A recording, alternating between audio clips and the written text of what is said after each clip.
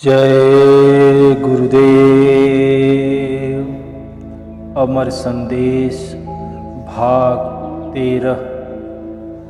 गुरु श्री गुरुपद नख मणि गण ज्योति सुमिरत दिव्य दृष्टि ही होती।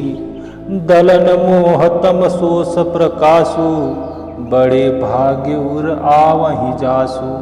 उगरहि विमल बिलोचन ही के मिटहि दोष दुख भव रजनी के।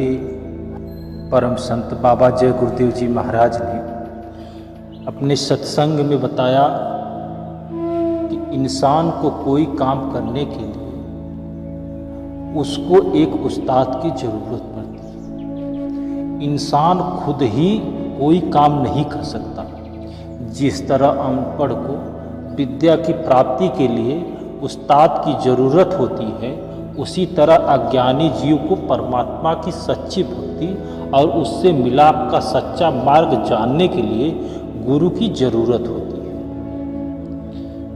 कोई जीव अपनी शक्ति बुद्धि या चतुराई के द्वारा उस सर्वशक्तिमान और सर्वज्ञ प्रभु तक नहीं पहुंच सकता।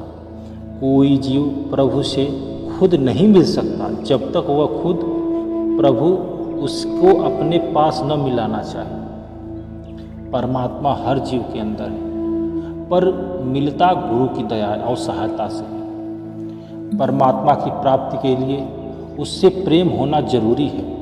परमात्मा निराकार है और जीव देहधारी। देहधारी जीव निराकार परमात्मा से प्रेम नहीं कर सकता। वह परमात्मा गुरु के रूप में प्रकट होकर जीव के अंदर अपना प्रेम पैदा करता है।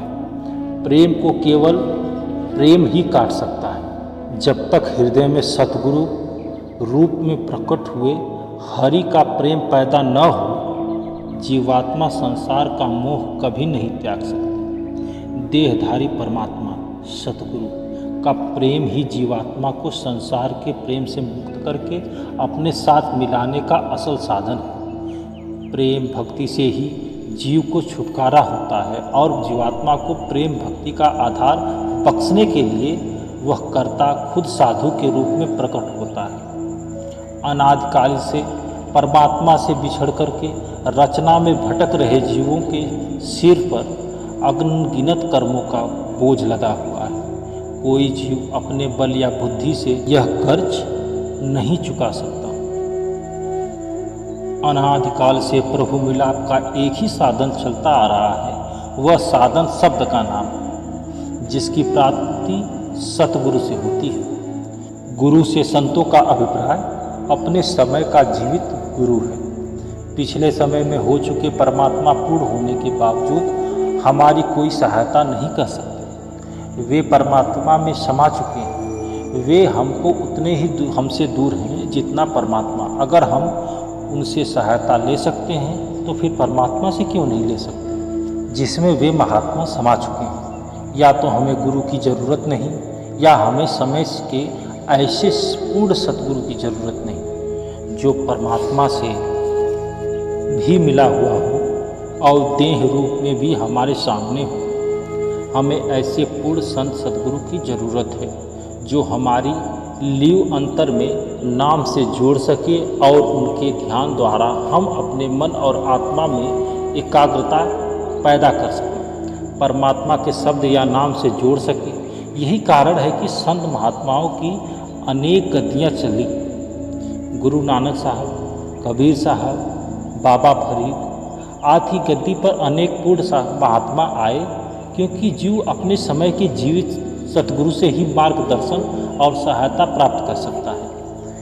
गुरु और शिष्य का रिश्ता शिष्य पर नहीं, गुरु पर आधारित है। हम अपनी तरफ से सोच लेते हैं कि पिछले समय में हुआ कोई महात्मा हमारा गुरु या मार्गदर्शक है, या केवल हमारे मन का भ्रम है, क्योंकि हमें उस महात्मा की तरफ से यह उत्तर नहीं मिलता कि उसने हमें अपनी शरण में लेना स्वीकार कर लिया है।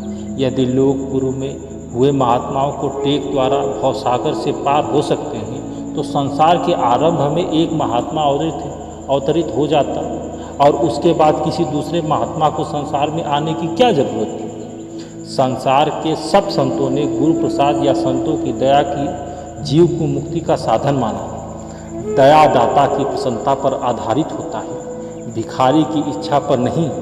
अगर कोई व्यक्ति पूर्व समय में हुए किसी महात्मा की शरण से पार हो सकता है तो संसार के सारे परमार्थिक सत्य में से सतगुरु की दया या मुर्शिद की रहमत से सिद्धांतों को खारिज करना पड़ेगा। अगर जीव अपनी मर्जी के किसी महात्मा के टेक रखकर भवसागर से पार हो सकता है तो कोई भी जीव परमात्मा की जुदाई में न भटकता फिरे। उस कर्ता पुरुष ने खुद यह विधान बनाया है कि कोई जीव सतगुरु के बिना उससे मिलाप नहीं कर सकता। पूर्व संतों ने समाधान किया कि गुरु होना ही काफी नहीं, गुरु पूर्ण होना चाहिए। पूरा गुरु वह है जो अपनी आत्मा परमात्मा में अभेद कर उसका स्वरूप हो गया। केवल ऐसे महात्मा ही दूसरे जीवों को सच्ची प्रभु भक्ति द्वारा प्रभु से मिला सकता है। पूर्ण गुरु को ही संतों ने शब्द स्वरूप, शब्द अभ्यासी सतगुरु कहकर पुकारा है। महात्मा के कौम, मजहब, मुल्क आदि को न देखो, केवल यह देखो कि वह शब्द स्वरूप और शब्द अभ्यासी है। कबीर साहब ने कहा कि जात न पूछो साधु, पूछ लीजिए ज्ञान। पूर्ण संत सतगुरु प्रभु का रूप होता है। वह प्रभु की तरह अपनी किसी भी दास के लिए कोई कीमत नहीं मानता। वह अपनी शरण में आने वाले सेवा निस्वार्थ भाव से करता है। वह अपनी हक हलाल की कमाई पर गुजारा करता है और अपनी नेक कमाई भी दूसरों को बांटकर खाता है। शिष्य के धन पर गुजारा करने वाले व्यक्ति के चरणों में भूले भटके भी माया नहीं टेकना चाहिए। हमें सिर्फ वही महात्मा रास्ता दिखा सकता है जो खुद हक हलाल की कमाई करके और अपनी नेक कमाई भी दूसरों में बांटकर खाए। जय गुरुदेव।